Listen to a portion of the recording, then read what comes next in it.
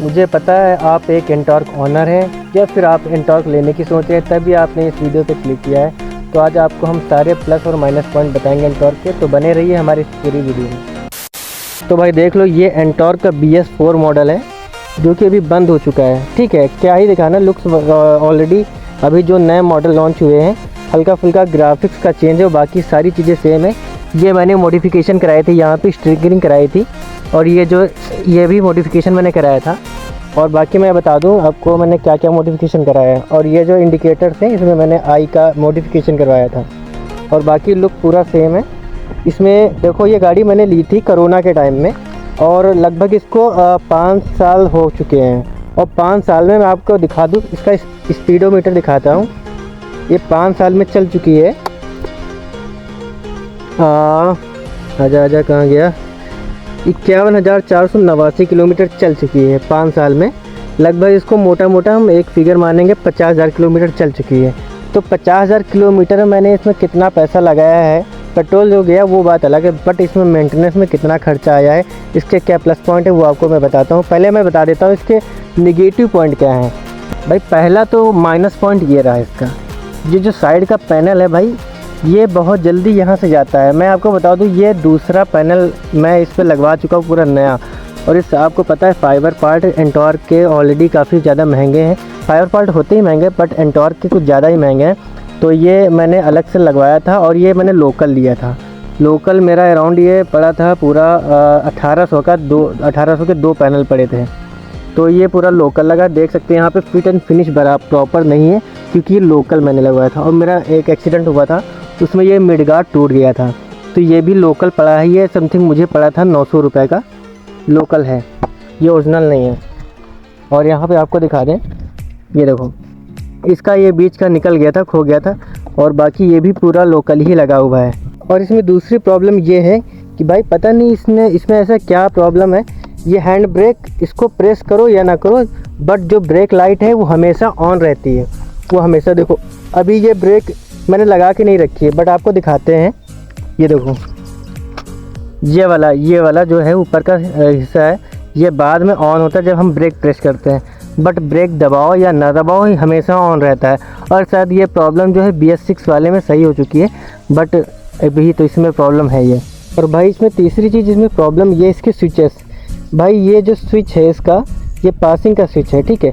अभी इसमें भी प्रॉब्लम आ रही है और ये किल स्विच है, इसमें भी प्रॉब्लम आ रही है। कभी कभी क्या होता है, गाड़ी स्टार्ट होती है तो मैं किल स्विच जैसे ही ऑफ़ करता हूँ, बट गाड़ी ऑफ़ नहीं होती है, ठीक है। इसे हमें दोबारा ऐसे करके ऐसे करना पड़ता है। और सेम प्रॉब्लम ये भी है, ये पासिंग स्विच है।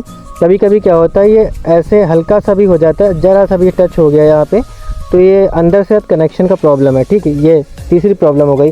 और सबसे बड़ी प्रॉब्लम भाई इसमें इंजन में आ चुकी है। मैं आपको बता दूं, 40,000 किलोमीटर चलने के बाद इसका जो इंजन है पूरा इंजन खुल चुका था। इसके वाल्व डैमेज हो चुके थे और काफ़ी धुआं दे रही थी। भाई थोड़ा सा गंदी है, उसके लिए सॉरी, और क्योंकि बारिश हो रखी है। और बाकी यहाँ पे आपको दिखा दें, इसका जो ये मिड गार्ड है, ये वाला, ठीक है। यहाँ पे देखो एक पत्ती फंसी होती है, ये आपको दिख रही होगी। ये देखो, ये खांचा इसका टूटा हुआ है, ये खांचा इसका टूट गया है। तो ये कभी कभी इसमें रब करता है, देखो रगड़ के ये पूरा इतना चला गया है, ठीक है, रगड़। और बाकी इसकी इंजन की बात करें तो 40,000 किलोमीटर चलने के बाद इसका इंजन अभी खुल चुका है, बनवा चुका हूँ, पूरा फुल इंजन बन चुका है। और उसके बाद अभी फिर इसमें एक प्रॉब्लम आ गई है, इसकी क्लच प्लेटें या फिर रोलर वगैरह कुछ प्रॉब्लम कर रहा होगा। भाई पिकअप बिल्कुल नहीं दे रही है, पिकअप स्प्लेंडर के बराबर या फिर स्प्लेंडर से भी कम हो चुका है इसका पिकअप। और दूसरी चीज़ इसमें यह है कि माइलेज, भाई माइलेज ये 30, 31, 32 सिटी में दे रही है, 32 तक की सिटी में दे रही है। और पिकअप नहीं बचा, और इसमें टॉप स्पीड भी कम हो चुकी है। भाई पहले तो टॉप स्पीड इसकी जाती थी अराउंड 100 प्लस जाती थी, बट पता नहीं धीरे धीरे क्या हो गया, पिकअप के साथ साथ इसकी टॉप स्पीड भी काफ़ी कम हो गई है। इसकी जो अभी करंट की टॉप स्पीड है वो भाई है 80 किलोमीटर प्रति घंटा, ठीक है। अभी 80 के ऊपर ये गाड़ी नहीं जाती, चाहे जितना खींच लो, वो भी सिंगल पे जाती है 80। और अगर आप डबल हो तो आप 80 भूल जाओ, ये कहो 75 के आसपास ही रह जाए, या फिर हो सकता है 70 ही रह जाए। इसमें शायद क्लच प्लेट वगैरह का कुछ काम करवाना हमें पड़ेगा। इसके फाइबर पार्ट, अब बात करते हैं इसके पार्ट्स के बारे में। तो भाई देखो, ये गाड़ी अगर आप सर्विस सेंटर पे कराते हो, कोई अच्छा सर्विस सेंटर है, तो वहीं पे इसकी सर्विसिंग करा सकते हो। नॉर्मल सर्विसिंग की कोई दिक्कत नहीं है, बट हाँ अगर कोई बड़ा काम इसका करवाना है, कोई फाइबर वगैरह काम करवाना है, तो कोई अच्छा मैकेनिक हो जो परफेक्ट हो उसी से करवाना, क्योंकि भाई एक्टिवा वगैरह में चल जाता है।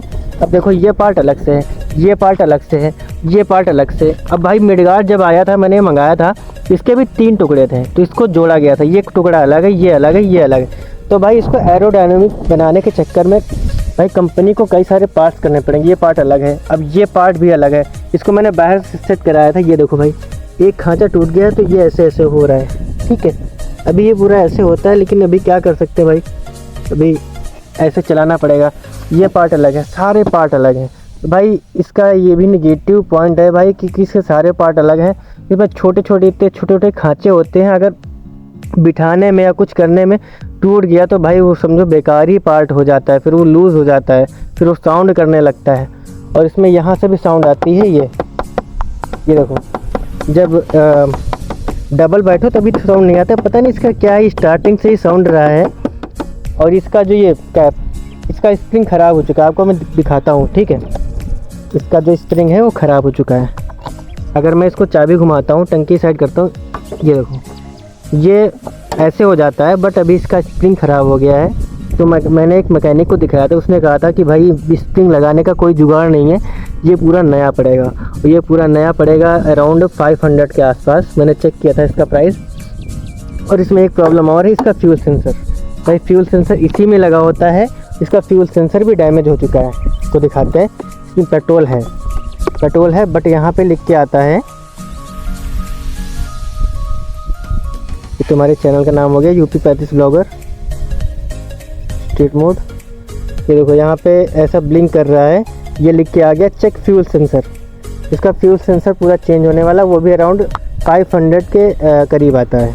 और अगर हम बात करें इसकी इंजन, जब मैंने इसका इंजन बनवाया था उसमें मेरा खर्चा आया था मोटा, ये पूरा मैंने फाइबर भी चेंज कराया था, फाइबर का और इंजन का टोटल अराउंड मोटा मेरा आया था 10,000 रुपये। तो भाई टोटल 10,000 रुपये का खर्चा आया था मेरा, ये इंजन का फुल इंजन और प्लस ये फाइबर पार्ट, ये साइड वाला ये पैनल, जबकि ये मैंने लोकल मंगाए थे।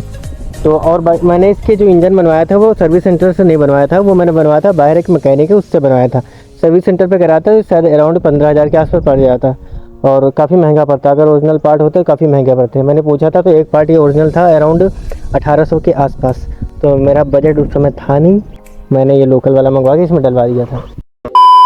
तो भाई कल बारिश हुई थी और मैं इधर लोकेशन पे वीडियो शूट कर रहा हूँ। भाई नेगेटिव पॉइंट की बहुत बात हो गई, माइनस पॉइंट की। अभी करते हैं इसकी प्लस पॉइंट की बात। तो इसका प्लस पॉइंट पहली चीज़ तो इसका लुक है। देखो भाई, ये इसकी DRL, ठीक है। अभी तो दिन हो रहा है इसलिए नहीं दिख रही है, बाकी रात में भाई बहुत अच्छा लगता है। 2 LED यहाँ पे, 2 LED यहाँ पे, टोटल 4 LED का सेटअप मिलता है, प्लस DRL मिलता है, ठीक है। और बाकी देखा जाए तो इसके लुक्स एरोडायनेमिक, भाई एक्टिवा का देखोगे तो एक्टिवा का जो आगे से होता है वो काफ़ी वाइड होता है। इसका जो लुक बनाया है वो एरोडायनेमिक बनाया गया है, और इससे ये होता है कि एयर को अच्छे से काट पाता है, ठीक है। लाइट वेट, हाँ भाई 125 सीसी की गाड़ी है, ठीक है। अगर आप 125 सीसी की कोई भी बाइक लेंगे तो भाई वो इतनी लाइट वेट नहीं मिलेगी। इसका वेट है 116 kg, 1 कुंटल 16 किलो की। तो भाई अगर आप ऐसे नॉर्मली अभी देखा जाए तो एक्सट्रीम आ रही 125R, उसका वेट है 134 या 136 के अराउंड, मुझे कंफर्म नहीं है, आप लोग कमेंट कर देना। तो उसका वेट है 134।